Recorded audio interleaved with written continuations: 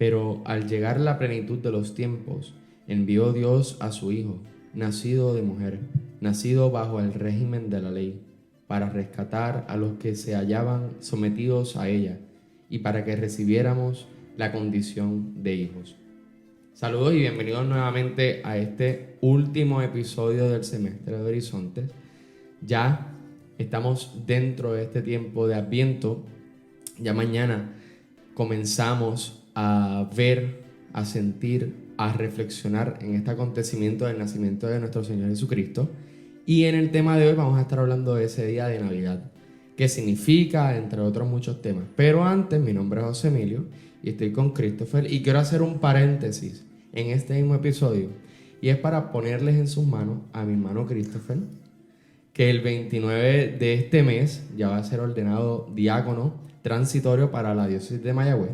Así que pónganlo en sus oraciones. Con la gracia de Dios. Amén.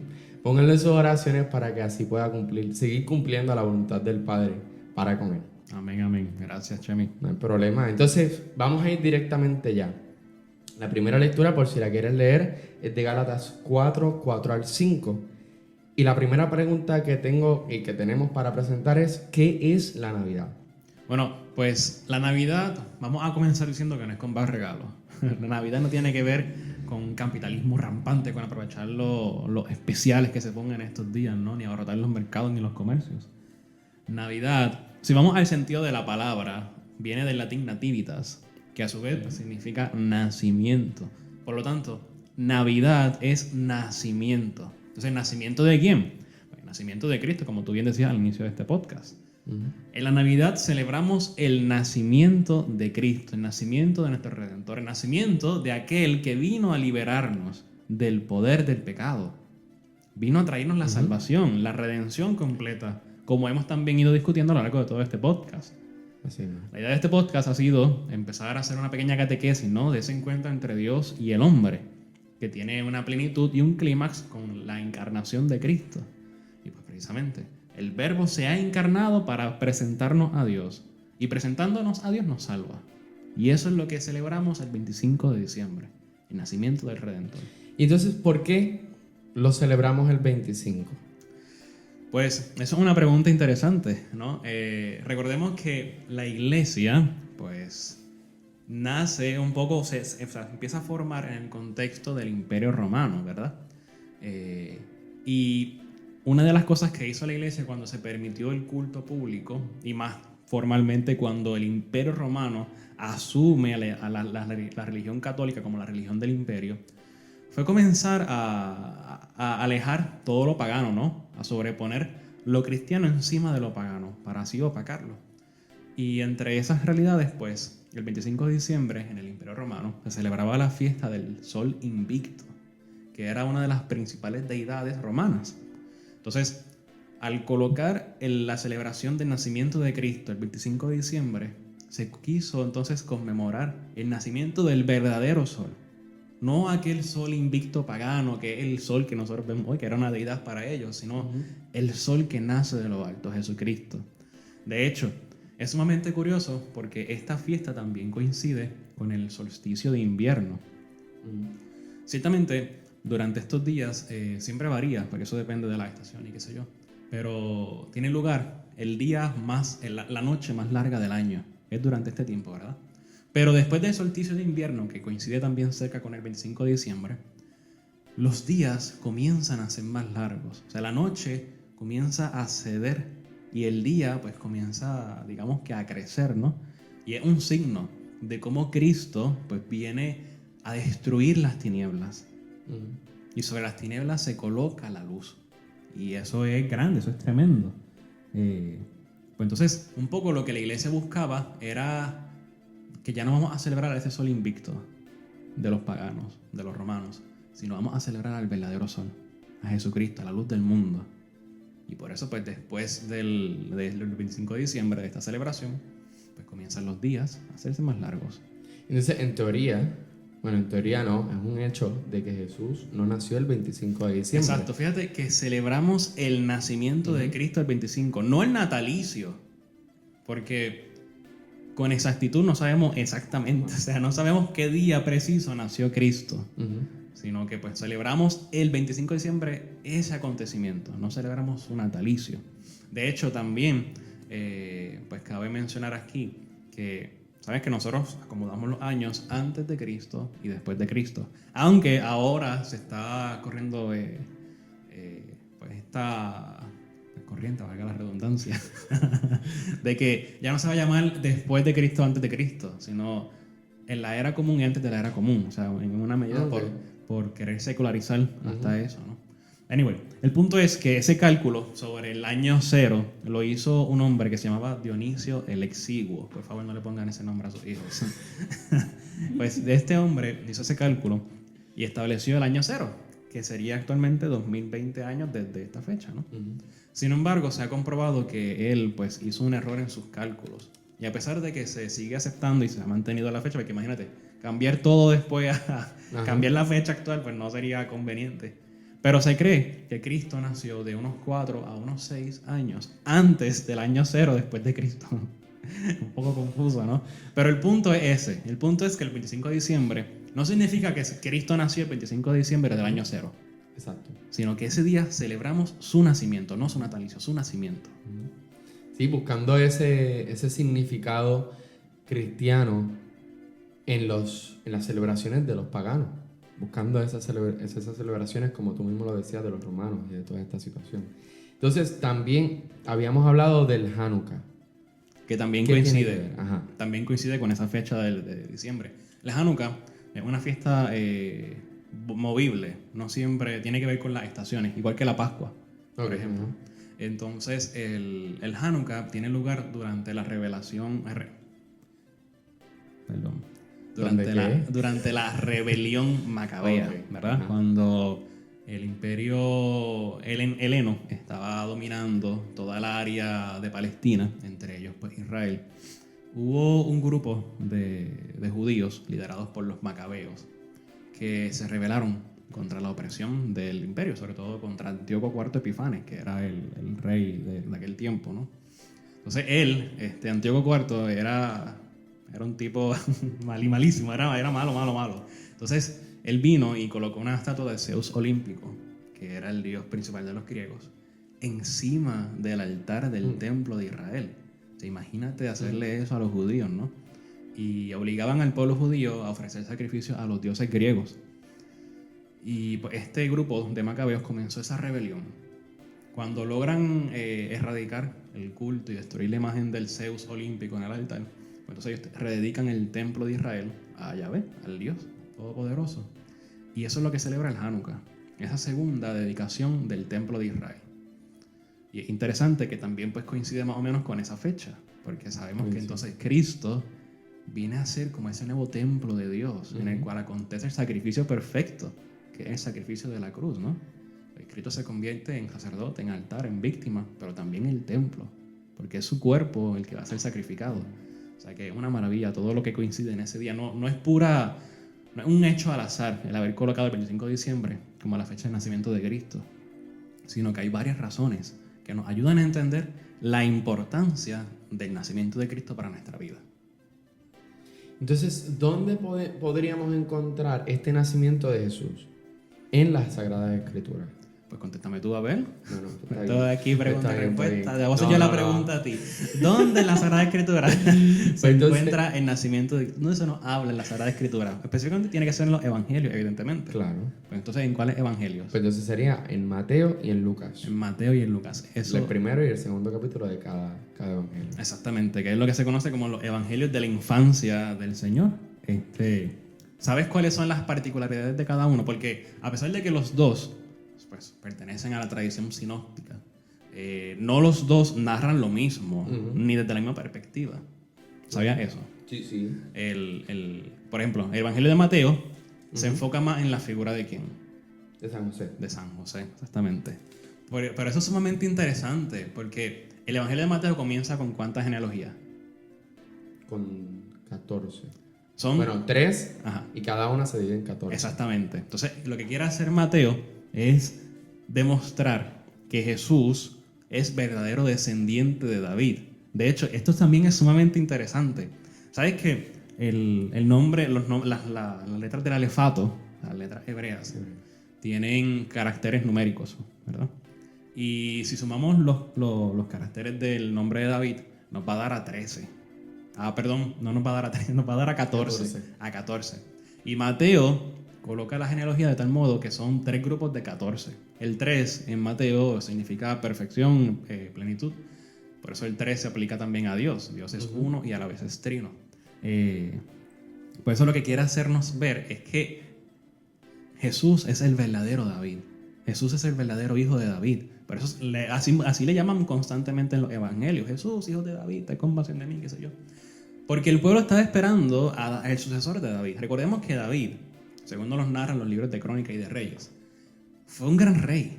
Fue el rey de la alianza, fue el rey del templo, el que comenzó, pues no lo hizo él, lo hizo Salomón, pero comenzó con las bases del templo y trajo una reforma grande para el pueblo judío, porque también logró dirigir el pueblo completo, las 12 tribus, que ya después de Salomón se vendrán a dividir, pero fue ese gran rey. Y las profecías esperaban a ese descendiente de David, a ese rey que uniera a todas las tribus de Israel y llevara a Israel a la gloria, a la tierra prometida nuevamente, que es el cielo, ¿no? Pues entonces lo que quiere hacer Mateo es colocar a Jesús como verdadero descendiente de David y por lo tanto como el verdadero David. Entonces, si es descendiente de David, ¿cómo es descendiente de David? Si María no es de esa descendencia, si es José. Claro. Pero José no es su papá. Pero es su padre adoptivo. Y así lo dice. Que nació de María, la esposa de José. Ellos estaban ya desposados, ¿no? Por lo tanto, Jesús, ante la ley, era verdaderamente hijo de José. Era verdaderamente hijo de José. Por eso es que José no repudia a la Virgen, sino que pues, la acompaña y vive junto a ella, se hace su esposo, ¿no? Lleva plenitud de la vocación a la que había sido llamado. Por lo tanto, Jesús es verdaderamente hijo de José. Y así se reconoce también a lo largo del Evangelio, después en algún momento. Pero no es el hijo del carpintero, pues es José. Exacto. Así que Jesús verdaderamente era descendiente de David. Y eso lo hace claro Mateo. Entonces, llega el capítulo número 2 de Mateo y llegan los Reyes Magos. Los magos de Oriente. Los magos de Oriente. ¿Qué significa esta epifanía? Mira, literalmente epifanía, que lo has dicho, epifanía significa manifestarse a todos. Viene del griego epifanos, significa manifestarse a todos. Y más que destacar el oro, el incienso y la mirra que le trajeron los reyes, lo que quiere hacer el texto es hacernos ver que todos los reyes del mundo se postrarán ante el único rey, ante el Mesías, ante Jesús. Bueno, el texto no dice si eran 3, si eran 2, la tradición sí no lo ha dicho. Y la tradición también nos dice hasta el nombre, ¿no? Melchor, Gaspar y Baltasar. Que es una tradición que se ha arraigado mucho en nuestra cultura puertorriqueña, ¿no? Y es parte de nuestra celebración y de nuestra fiesta y le damos mucho culto y mucha devoción a estos 3 santos. Pero lo que busca el texto es destacar eso, es destacar cómo todos los reyes se postran ante el verdadero rey. Y en el mismo capítulo número 2 se nos presenta este personaje, el rey Herodes. ¿Por qué él manda a asesinar a estos niños de 2 años o menos? Mira, hay gente mala. Y después está Herodes. Herodes era malo, pero malo a la enésima potencia. Y estaba arraigado al poder en Israel. No quería soltar el poder. De hecho, si más no me equivoco, me parece que él incluso asesina a uno de sus hijos, con tal de que no obtengan el reinado, el trono de Israel. Y él, en esta hambre de poder, en esta búsqueda por mantenerse, por arraigarse al poder, pues decide llevar a cabo esto que se conoce como la matanza de los santos inocentes, ¿no?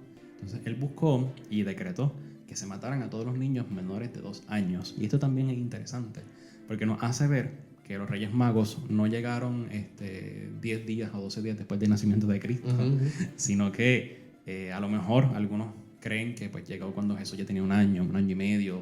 Por eso Herodes pues, manda a matar a los que tienen 2 o menos. Porque según nos dice el texto, los Reyes Magos pues, fueron antes donde Herodes. A ver si Herodes conocía. Entonces, a lo mejor por lo que le dicen los reyes, pues entonces él, pues para prevenir que este rey se asusta, pues mata a todos los niños. Pero ¿y por qué tanto miedo? Porque él no quería perder el poder, estaba arraigado al poder, estaba sometido a esa tentación, ¿no? Y eso era lo que a él, eso era lo más importante para él, el poder. Por eso te digo que el punto de que no le importa matar a su familia con tal de mantener el poder. Y matar niños, es increíble. O sea, horrible. Matar a todos los niños de tu reino, menores de 2 años. Ajá. Eso no tiene perdón de Dios. Y entonces, ya Pero ves- esos son los Ajá. primeros mártires, de hecho, de nuestra iglesia. Niños. Claro, Los porque santos. murieron en nombre de Cristo Sí, ya. sí. Claro, está sin saberlo. Es muy distinto al caso Claro. de San Esteban. Pero estos niños fueron los primeros mártires. Porque dieron su vida para defender a Cristo, en nombre de Cristo, en favor de su misión. Y pues, son los primeros mártires. Un acto horrible. Sí. Horrible. Entonces, ya pasamos lo que es Mateo y vamos a lo que es Lucas, que nos presenta una visión en una mirada más hacia Santa Virgen María. Y nos presenta desde el primer capítulo el anuncio del nacimiento de Juan el Bautista, ¿no? Luego de esa anunciación de Zacarías, nos presenta la anunciación de el ángel Gabriel. Quería hacerte una pregunta porque es algo que he visto bastante en las redes sociales, en muchos jóvenes de hoy en día, que se hacen la pregunta y la dan como cierta, que la Virgen María fue violada por el Espíritu o por Dios, bueno, por Dios, para él procrearse. Ciertamente. Así me quedé yo. ¿What? Ajá. Mira, un poco si nos vamos primeramente por la premisa, pues ya la premisa sabemos que tiene algo de extraño. Porque si hemos conocido que Dios es todopoderoso y tenemos en nuestra imagen, en nuestra mente, que ese concepto de Dios es equivalente al bien, a la belleza, a la bondad, a la perfección, pues ya la violación no cabría dentro de lo que es ese concepto de Dios. Tendríamos ya un concepto erróneo de Dios, vamos a empezar por ahí. Y de hecho es un concepto que se asemeja a estas mitologías griegas y romanas. Porque, por ejemplo, Exacto. ¿qué hacía Zeus?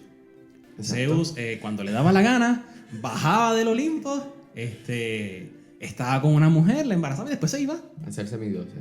Exacto. Entonces hacía ahí, dejaba un montón de semidioses y por eso vemos que las mitologías son un desmadre, ¿no? Pero precisamente nosotros creemos en un solo Dios. Y ya por ser uno es perfecto. Si hubiera más de un Dios, uno tendría que ser imperfecto. A uno le faltaría algo. Pero nuestro Dios es perfecto, es completo. Y eso es lo que nos ha revelado Jesucristo, ¿no? Entonces, en teoría, y siguiendo esta parte de como que este silogismo, ¿no? Dios es bueno y pues el bueno no puede hacer nada malo, por lo tanto Dios no puede hacer nada mal. Dios no puede hacer mal. Pues entonces ya esto se cae de la mata. Pero es importante también que el texto de Lucas es bastante claro al enfatizar en que la Virgen, cuando el ángel se le presenta y le propone ese plan, porque fue una propuesta, no fue tú vas a ser la madre de Dios y ya. O sea, no, María fue libre. Sí. Y María pudo haber dicho que no. Claro, María tenía una gracia particular que la preparó para ese momento. Pero no por eso María estaba obligada a decir que sí. María puede decir que no. Y hubiera sido una mujer espectacular, pero hubiera sido eso, una mujer. Ahora, María quiso participar en la historia de salvación. Aceptó la vocación a la cual el Señor la había llamado y la había preparado. Hubo consentimiento. Claro, por parte de ella. Entonces, no pensemos también que entonces pues cuando dice esto de que el Espíritu tomó... ¿Cómo que dice el texto? No, ¿de qué? Del Espíritu. El Espíritu Santo vendrá sobre ti, te cubrirá con su sombra. No es que Dios tuvo un acto conyugal, en todo el sentido de la palabra, con la Virgen. Sí. Eso no es, no pensemos, tenemos que sacarnos eso de la mente, ¿no? Dios es todopoderoso y Él tiene todos los medios para llevar a cabo su obra, porque es omnipotente. Entonces, fíjate que María se pregunta, pero ¿cómo es esto? Yo no conozco varón, o sea, ¿cómo yo voy a concebir en mi seno al Hijo de Dios si yo no he conocido varón? A lo que entonces el ángel le responde, en el versículo 35, el Espíritu Santo vendrá sobre ti y el poder del Altísimo te cubrirá con su sombra. Por eso el que ha de nacer será santo y se le llamará Hijo de Dios. Dios lo puede todo. Y colocó en el vientre de la Virgen lo que hacía falta para que en ese seno estuviera el Hijo de Dios, se formara el Hijo de Dios, se encarnara el Verbo. Y dice, luego de ese momento que el ángel le explica y le dice, le da un signo, le muestra un signo y le dice, mira también Isabel. Claro, porque es que el contexto, este relato de la Anunciación tiene como una estructura que Lucas la conoce, porque es bastante común en el Antiguo Testamento. Y él, pues, la aplica a este relato de la Anunciación, ¿no? Y lo primero es, pues, ese anuncio, ese saludo del ángel o del enviado divino. Luego entonces viene la perturbación o el miedo, que María también lo experimenta. María dice el texto que como que se conturba ante ese saludo, ante el ángel. Luego viene el mensaje divino, que es lo que acabamos de leer. Entonces María pues, viene y dice la objeción, pero ¿cómo es esto? A lo que entonces el ángel le da el signo por el cual Dios es todopoderoso y Dios todo lo puede. Tu prima Isabel, la que llamaban estéril, ya está en su 6º mes de embarazo. Para Dios todo es posible. Solo falta que tú quieras cooperar en esta historia de salvación y el Señor pondrá los medios. Y eso hizo María. Hágase en mí según tu palabra. Lo aceptó. Exactamente. ¿Y qué dice después? El ángel la dejó. Porque ahora le tocaba a ella poner sus medios. Es una maravilla, es una belleza, la verdad que es una belleza, ¿no? Y asimismo, con ese mismo sentido, debemos preguntarnos, tomando el primer tema que estábamos hablando, si la Navidad era ese tiempo de aprovechar los especiales, de comprar, de ser un materialista, de comprar todo lo que pueda posible para este tiempo, y preguntarnos si la Navidad es ese sentido, o si tiene un sentido totalmente diferente a ello. Bueno, no estamos diciendo que para Navidad no se puede comprar regalos. No, claro. Pero a veces alguien podría pensarlo. No, porque claro. tú me estás diciendo que yo no puedo comprar nada. No, venga. Obviamente no. No. No es eso, ¿no? Sino que el sentido principal de la Navidad es vivir ese acontecimiento, vivir el nacimiento del Salvador y cómo ese nacimiento ha cambiado mi vida. Ha cambiado mi persona, ha cambiado la historia del mundo, hasta el punto de que decimos después de Cristo y antes de Cristo. Pero no hay nadie como Él. Y lo que celebramos en Navidad es ese nacimiento. Es cómo el Señor nos ha amado tanto que no escatimó en enviar a su Hijo para que se encarnara y para que luego muriera en una cruz por amor. La encarnación es un signo del amor de Dios. Ese comienzo, esa plenitud del amor que llegará a su culmen en la cruz. Pues lo tenemos en la Navidad. Ahora bien, pues tenemos que poner de nuestra parte. Hay que poner nuestros 2 centavos, ¿verdad? Para que nunca se pierda el verdadero sentido de la Navidad. Sabes que yo en casa, pues cuando estábamos chiquitos, qué sé yo, pues no decíamos que Santa Claus nos traía un regalo. Porque de hecho es parte de lo que el comercio quiere impulsar, ¿no? Sino que por lo menos en casa, pues siempre se decía que era el niñito Jesús el que traía el regalo. Y el niñito pues traía regalos sencillos, humildes, porque pues, el niñito era pobre. Entonces ya después los Reyes Magos pues traían regalos más generosos y todo esto, ¿no? ¿A qué voy? Pues son medios humanos que utilizamos para no perder el enfoque. Ciertamente los regalos es un signo de ese regalo grande que nos da el Señor, que es la vida, ¿no? Y nosotros tratamos de un poquito pues manifestarlo por medio de esos regalos que hacemos en la Navidad, que es signo del amor, de la alegría, de la familia. Pero no perdamos de vista que Dios también nos regala algo. Y es la vida. Una vida nueva bajo su Hijo. Una vida nueva bajo el Espíritu Santo. Una vida nueva bajo Dios. Por lo tanto, Chemi, creo que es bueno invitar a todos los que nos están escuchando que esta Navidad no sea una Navidad más, ¿verdad? Y sobre todo en este contexto de la pandemia, no perdamos el sentido de lo que estamos celebrando.